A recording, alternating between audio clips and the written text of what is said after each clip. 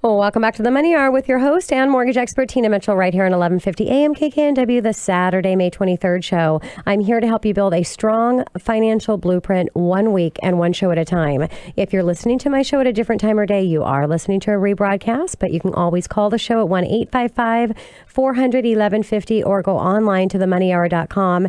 Great guest every week in studio, and I'm always wanting to listen to what your suggestions are and needs are as far as anything regarding your money.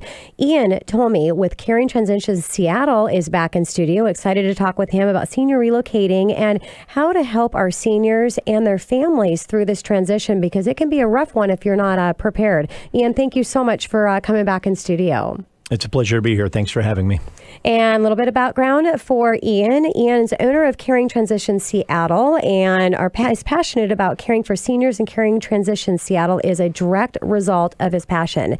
He also has his partner, Jennifer, and Open Caring Transitions Seattle is a result of their own families going through the emotional stress and helping their own parents transition from large homes where they have lived for decades to a much smaller residence.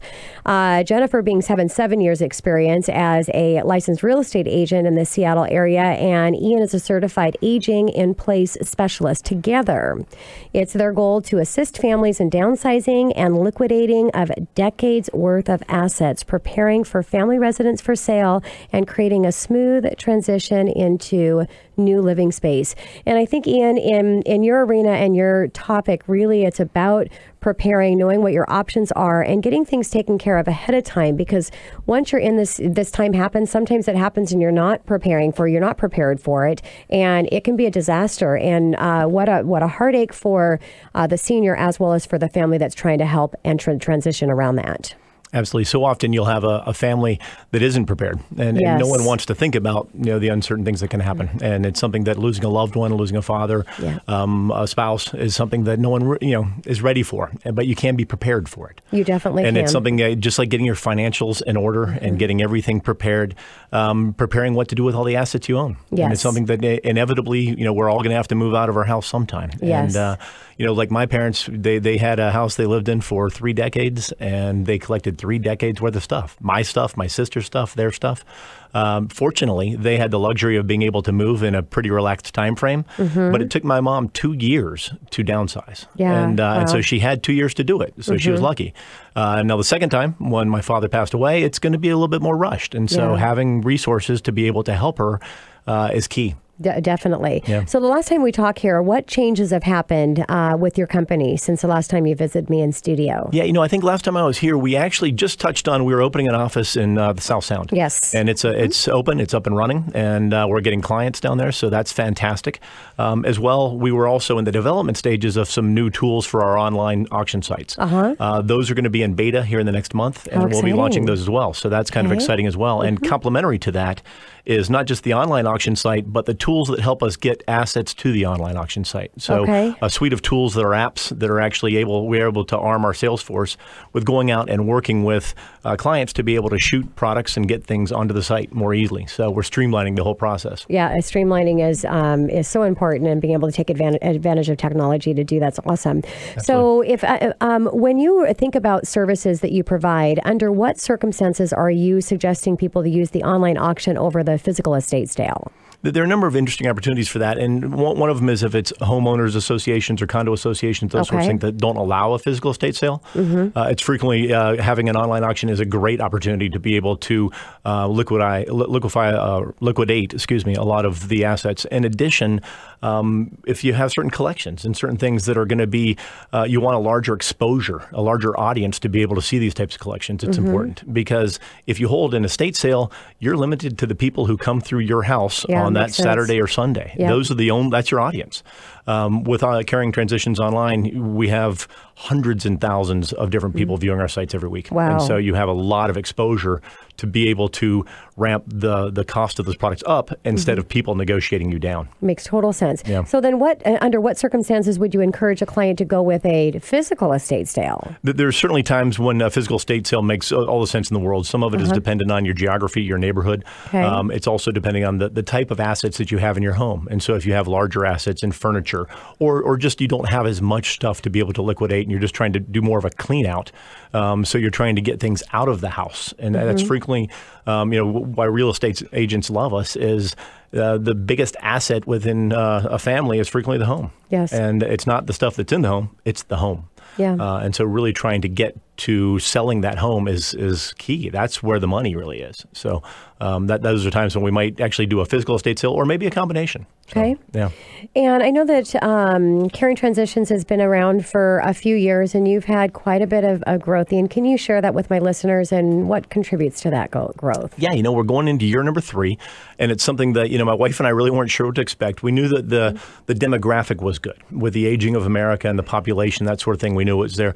We've seen growth every single year. And you knew you had the passion behind it. And the passion behind Yes. it, exactly because of what both Jeff and I had gone through with our parents. And so it's something that we knew that there was something exciting there. We knew we could help. And we knew there was a need. Yes. And so it's something that, we've seen our business grow year after year. We've seen so many more repeat clients come through and that sort of thing. And it's interesting that we're getting more and more referrals. And recently, Jennifer had a client that came to her, and the client received 3 referrals to Caring Transitions. And so that person reached out to 4 people, and 3 of the people said, "Oh, call Caring Transitions." Yeah, So, wow. So we're getting a larger audience and better exposure. So can you share what makes your company different for you guys than other estate and auction companies? I touched on a little bit with the online auction tools. Yep. I think is very significant, but also we offer what I'll call a soup to nuts solution, and so it's really something that, depending on what the needs of the family are and what the needs of the estate are, it's something that we can actually come in and we can do certain items, whether it's just a clean out or a move management or an online auction, or we can do something where we come in and we actually will consult with the family ahead of time. We'll prepare an online auction. After the online auction, we'll do a physical estate sale. We'll do an entire clean out and get the house ready for sale. And then we can handle the move management side as well. So we help with packing and unpacking services, managing the move. So really what's happened is, in getting us involved early, the families can use us to be able to manage the entire sale, liquidate the assets, clean the house, get it ready for sale, and then move the family into wherever they might be going, whether if it's a senior living facility or into a new home. So Ian, how do you gauge that you're running your company the right way? I think so much of it is feedback we get from our clients. Yep. It's referral business, which so much more of our business now, even compared to last year, is coming through repeat referrals. And so it's real estate agents. It's a lot of organizations that are actually giving our name out. And so we know that we're doing it right because they continue to use us more and more and really rely on us. And another key thing is they used to be very wary about having us go into their clients without them being there. And a lot of our repeat clients are now calling us and saying, "Hey, you got to go talk to a client, ABC or this client over there, that kind of stuff." And they're more than happy to let us go in and talk to their clients. And it's not exciting with business. I mean, when Absolutely. you're, and same thing in my industry and with our real estate experts here, when you're introduced by somebody that's worked with you before, they trust what you're telling them instead of needing, more information to get to the place that that's best for them. Trust is key.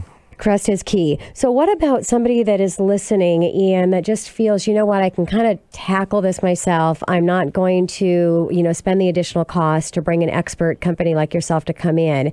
Can you please share with them why that's not such a good idea? Yeah. And I'll say, I guess not in all circumstances, it's not always a bad idea. I guess it depends on the size and the scope of the project. Okay. But it really is something that frequently what we'll find is that families will get into it and you'll have siblings trying to work different parts of the sale, different parts of the liquidation.